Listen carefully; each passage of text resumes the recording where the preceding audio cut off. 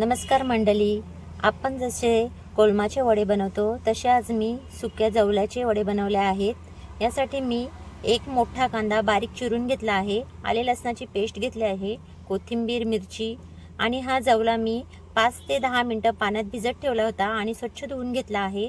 त्यात हळद, मीठ, मसाला, थोडीशी चिंच घातली आहे आणि एक अंड घातला आहे। हे मिश्रण मी आता व्यवस्थित मिक्स करून घेते। यात मी आता 1 चमचा बेसन घातला आहे।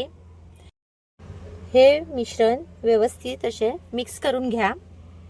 फ्राय पॅनवर तेल घालून जसे आपण कोलमाचे वडे तेलात टाकतो तसे हे वडे सगळे तेलावर असे हातात मिश्रण घेऊन टाकून घ्या आणि गॅस स्लो ठेवा।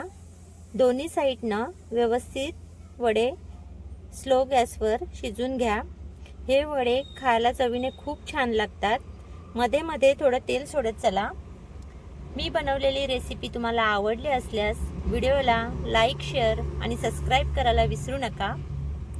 संपूर्ण व्हिडिओ पाहिल्याबद्दल तुमचे मनापासून खूप खूप धन्यवाद। एक लाईक नक्की करा।